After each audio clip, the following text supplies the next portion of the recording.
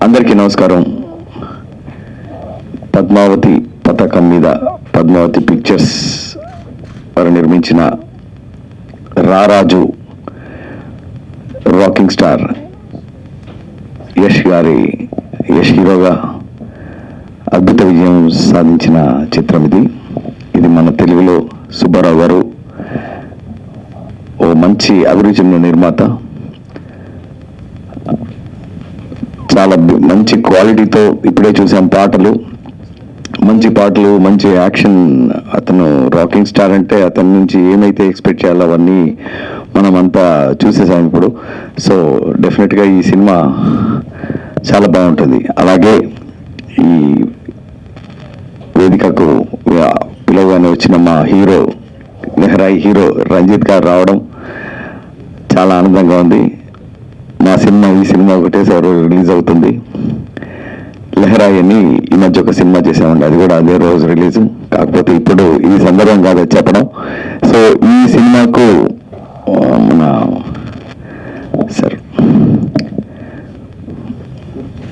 గోచరణ్ గారు అద్భుతమైన lyrical values, అంటే యాక్చువల్గా ఎక్కడ మనకు ఆడుగా వినిపించదు. జనరల్గా ఒక డబ్బింగ్ సినిమా లేకపోతే అనువాదించిన చిత్రం చిన్న మనకు జర్క్స్ తగులుతూ ఉంటాయి. పాట వింటుంటే కానీ, పాట వినడం కానీ, స్క్రీన్ చూసినా కానీ చిన్న జర్కి ఉంటాయి. ఈ సినిమాలు ఎక్కడ మనకు స్ట్రైట్ సినిమాను చూసిన అనుభూతి కలుగుతుంది.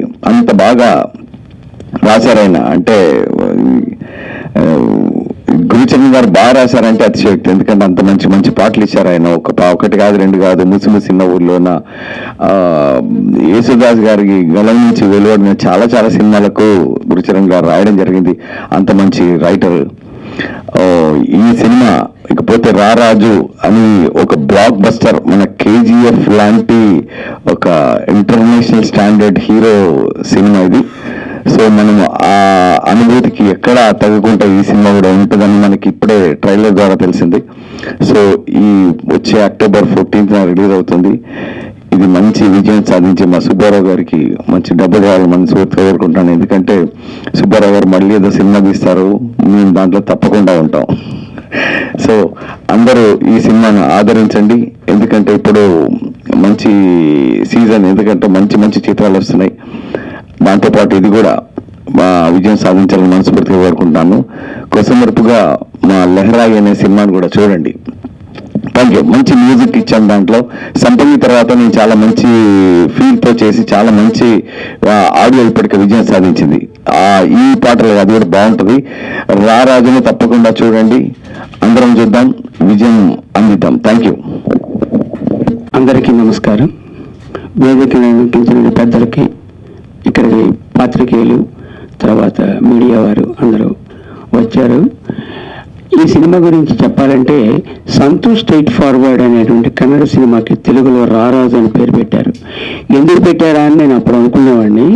దానిలో ఒక మంచి విషయం ఏంటంటే సెల్ఫ్ మేడ్ షహజాదే అనేటువంటి దానికి రారాజు అని తెలిగించడం అనేటువంటిది చాలా గొప్పగా చేసిన పని. అంతేకాకుండా రాజశేఖర రెడ్డి గారు దీనికి డైలాగులు ఎలా రాస్తారో నాకు ముందు నుంచి తెలుసు. అంత గొప్ప టెక్నీషియన్ దగ్గర నుంచి రాయించుకుంటూ దగ్గర ఉన్నటువంటి మా పద్మావతి సుబ్బారావు గారిని మెచ్చుకోకుండా ఉండలేము. ఎందుకంటే ఆయనకి పరిచయం చేశారు. మీరు పాటలు రాస్తారన్నారు, నాకు మీరు ఏమనుకోవద్దు, మీరు ఏం రాశారో ఏం రాస్తారో నాకు తెలియదు, కాబట్టి మీరు ఒక టెక్నీషియన్గా నా దగ్గర నేను నమ్మినటువంటి డైలాగ్ రైటర్ రాజశేఖర్ గారు ఉన్నారు కదా, ఆయనకు దగ్గరికి ఒకసారి మెడ్రాస్ రాగలరా? నేను వెళ్ళాను. నేను కొత్తగా ఎగ్జామినేషన్కి వెళ్ళినట్టుగానే ఉంది నాకు అక్కడ పరిస్థితి. ఎందుకంటే మా రారాజు యాక్చువల్గా ఆయన కాదు, టెక్నీషియన్ అందరినీ ఎంచుకున్నటువంటి పద్మావతి సుబ్బారావు గారే మా రారాజు. అందువల్ల ఆయన ఏమంటారో అనుకుంటూ మొట్టమొదటి ఒక 4 లైన్లు రాసి ఆయనకు చూపించానండి. కన్నెమైసే కలలు గన్న పొందు సమయం, ఇది కన్య వయస్సు కళలుగా ఉన్నటువంటి ఆ కన్య కళల యొక్క రూపం పొంది సమయం రాశాను. ఆయన మళ్ళీ మాట్లాడకుండా ఒక మంచి మాట అన్నారు, స్టేట్ పాటలు అయింది, ఒక పని చేద్దాం, ఈ సినిమాకి ఈ పాటలు ఒకదాన్ని మీరు పెట్టుకొని మిగతా పాటలన్నీ కూడా సింగిల్ కార్డు నేను రాసే వరకు కూడా హైదరాబాద్లో వెయిట్ చేయండి, అక్కడికి వచ్చి రికార్డింగ్ చేస్తానని. అందుకని ఇక్కడ నేను వెయిట్ చేస్తుంటే ఆయన వచ్చి అన్ని పాటలు చూసి నేను మళ్ళీ కొత్తగా ఇప్పుడు ఒక గురుచరణ వాడు ఇందులో సింగిల్ కార్డు రాస్తూ వచ్చాను. ఇప్పుడు దీనికి ఏంటంటే యాష్ గారి యొక్క చిత్రం అవడం, అది నాకు మరొక పిక్చర్ అవ్వడం, దాని తర్వాత నాకు జై బజరంగి అనేటువంటి సినిమా కూడా ఆయన ఫోన్ చేసి మరీ ఇప్పించారు, అది కూడా సింగిల్ కార్డ్ రాశానండి. కాబట్టి పద్మావతి సుబ్బారావు గారు లాంటి వాళ్ళు ఉంటే ఏమవుతుంది అనేది ఇందాక గంటారు కృష్ణ గారు చెప్పారు. ఎందుకంటే ఈ సినిమా అయిన తర్వాత కూడా మాకు ఛాన్సెస్ 5 ఏళ్ళు వస్తాయని చెప్పారు. అది ముమ్మాటికి నిజం. ఈ సినిమా తప్పకుండా హిట్ అవుతుందనేటువంటి గట్టి నమ్మకంతో మీ అందరితో సెలవు తీసుకుంటున్నాను. Thank you. హలో, హాయ్ అండి, నా పేరు రంజిత్. నేను ఇప్పుడు లెహరా ఎన్ మూవీలో హీరోగా చేస్తున్నానండి. మా పిక్చర్ కూడా 14th రిలీజ్ అవుతుంది. నేను యష్ బాస్ ఫ్యాన్ని.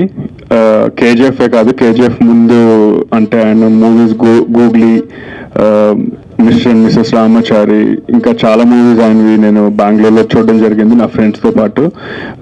సో ఈ మూవీ కూడా నేను యాక్చువల్గా కన్నడలో చూసేసాను already. So it's a very good mass entertainer. అంటే యష్ బాస్ని మనం ఇన్ని రోజులు కేజీఎఫ్తో మనకి బియర్తో చూసాం కదా, సో ఇప్పుడు ఫ్రెష్గా లవర్ బాయ్లో ఉంటారు ఈ మూవీలోని. సో నాకు ఈ ఛాన్స్ ఇక్కడికి పిలిచినందుకు ప్రొడ్యూసర్ సుబ్బారావు గారుకి, నెక్స్ట్ లిరిసిస్ట్, ఈ నిప్పులే కలిసిన లిరిసిస్ట్ పెద్ద అయిన sir Gurusharan garu, nice meeting sir. Mohan Babu garu ఎన్నో అద్భుతమైన సాంగ్స్కి లిరిక్స్ ఇచ్చారు ఆయన అప్పట్లో 90s. So very nice to meet you sir.